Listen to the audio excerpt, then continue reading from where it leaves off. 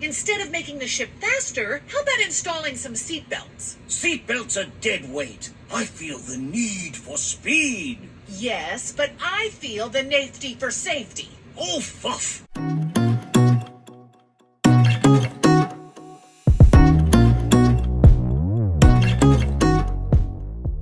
So, I may have said that the rock lights video was going to be the last video of the penny build series before we did the final unveil. It's not. Yeah, we found a problem, and we found that it's a common one. It's in a lot of other people's YouTube videos, but the solution to the problem, the actual problem we found, we didn't find in any of those other videos. So, we're going to bring you to a quick troubleshooting video because it may help as an additional solution to a very common problem that a lot of people with TJs are apparently reporting. We've been doing a lot of electrical work, a lot of odds and ends. We've developed a new problem that we need to resolve. That problem specifically is here with the instrument cluster.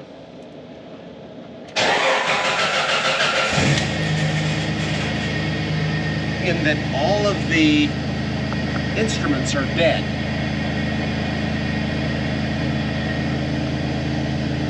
And so we're getting no fuel level reading, no tachometer reading, no oil pressure reading, no voltage reading, no temperature reading. So amongst everything else we've done, somewhere along the line, and this happens when you're working on vehicles, we messed something up. I want to point out something very specific though about the way this cluster is behaving. When we turn it on, we see it goes through its initial self-test, the lights go out, and then in particular, this sentry key light comes back on.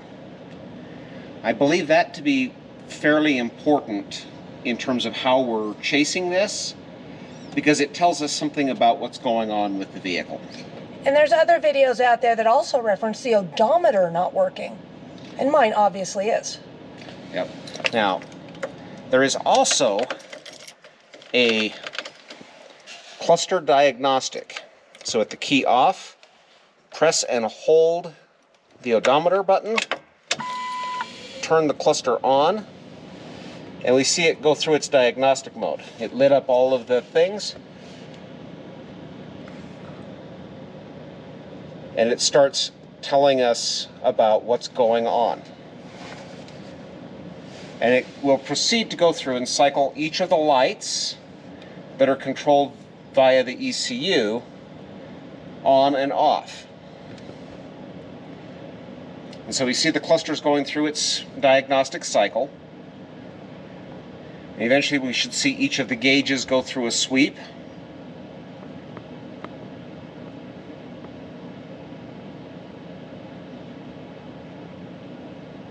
Which confirms that the gauges themselves are working.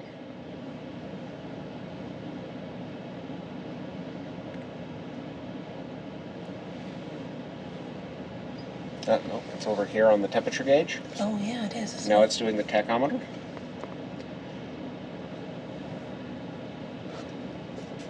Now the voltmeter. And so what it does is it's actually taking each needle to a specific position.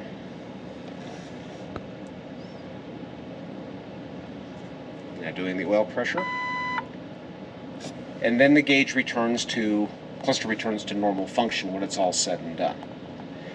So with the appropriate diagnostic, there was a couple of bus messages there that are potentially useful. Go back, look at those, tell you what's going on. What I believe is happening with this Jeep is that as I was troubleshooting the backup reverse lights on this, we touched several connectors, took them apart, put them back together on the vehicle. Now we've already been through a lot of the other stuff. There's fuses in various places, checking all the fuses, making sure that the fuse that feeds the console or feeds the cluster is properly behaved. We have some other behaviors around things like the courtesy lights, which are also controlled by the cluster, that are working. So again, we have every reason to believe that power to the cluster is in good shape, but there's something else going on. Another interesting thing we've observed is that via my OBD dongle here, I have verified that I can plug into the diagnostic port and talk to the ECU.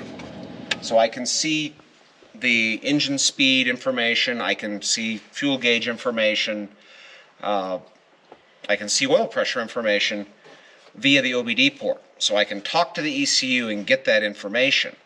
So from the diagnostic port to the ECU is okay.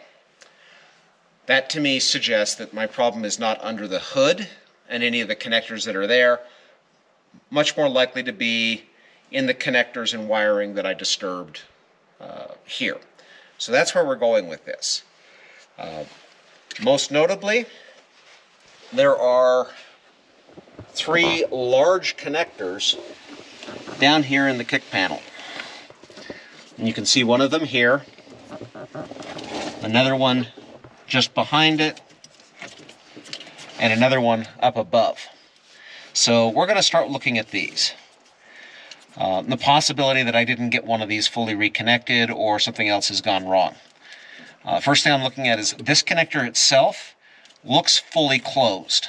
So that looks like that connector went back together okay.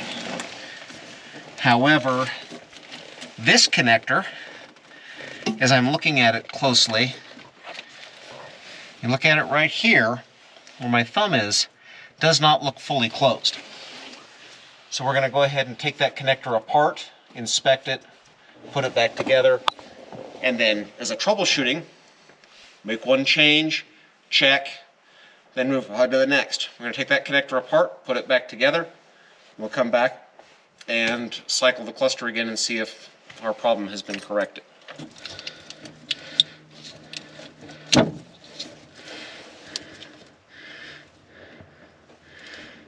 Okay, I don't see anything real obvious. They screwed up there. And again, nothing real obviously messed up on this connector.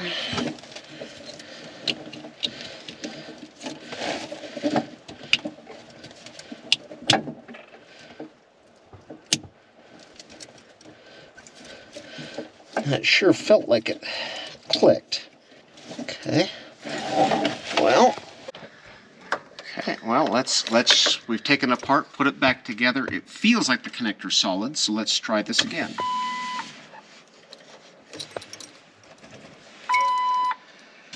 The skim light is still coming on, which suggests that we probably have not solved the problem. That's our first clue.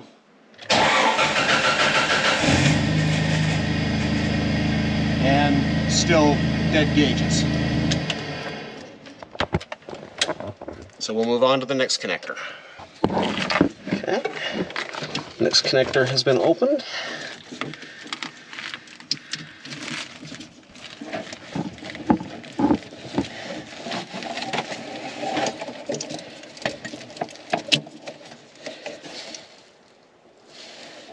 And I just saw something fall out, which is a bad sign. Certainly a possibility in here is a broken pin or something of that nature that results in things not functioning as they should.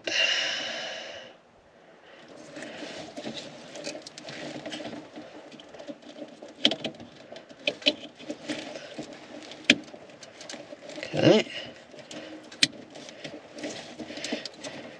That clicked nicely and appears to be closed.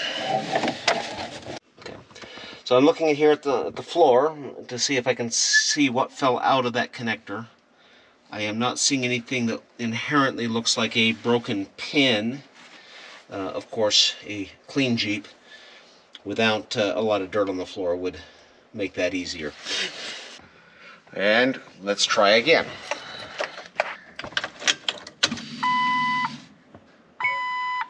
Same behavior with the skim light. So I suspect again we're going to find that we're not talking to the ECU.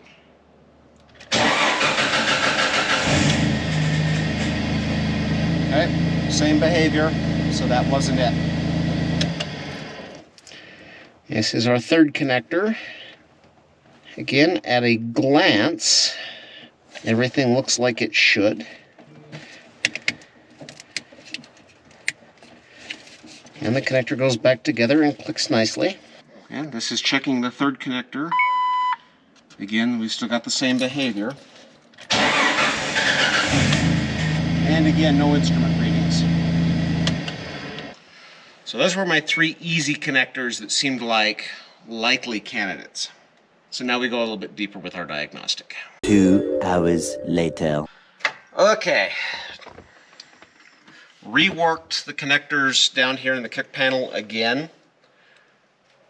Checking again to see if we've corrected the problem. Notice we immediately have gauge movement. The sentry key light went off, stayed off. Engine starts. We have a tachometer reading. Sentry key is off. Vehicle has remained running. All of that, we're back together. Vehicle's been fixed. All of this is due to when we were working here troubleshooting the reverse light, we put back together connector number 107, as it turns out. Put connector 107 back together, and apparently when we put it together, managed to have a pin that was slightly out of alignment, pushed the pin out of the back of the connector, or recessed it enough that it wasn't making contact when the connector was reassembled. This resulted, it happened to be the PCI bus pin that is used by the dash to communicate with the computer, is used by the sentry key system to communicate with the computer, is apparently not what the OBD reader uses to communicate with the computer. So, ultimate fix in this case was to get in with a device, a probe, that I was able to then use to push the pin back into the connector, reset the pin lock that had also been pushed loose, reset the connector together.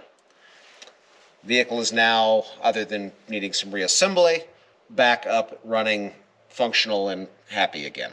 So, in all of this, I've got just pages and pages and pages here from the factory service manual. The big things about this is, for instance, the page here that gives you the designation of all of the connectors, where they're located is extraordinarily helpful to figure out where is this connector.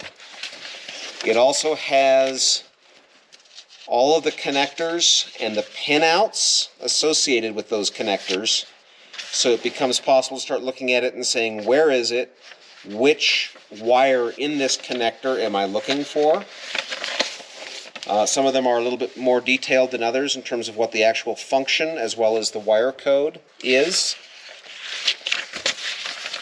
We also have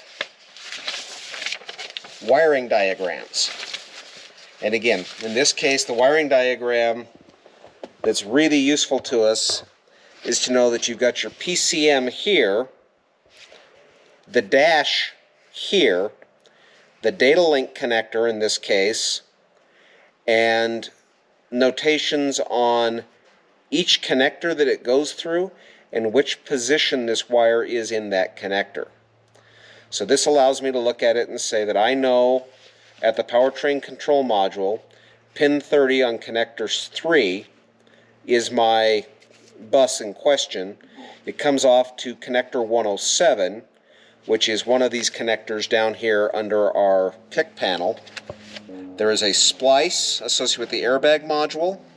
It then traverses connector 202, which is also down under the kick panel.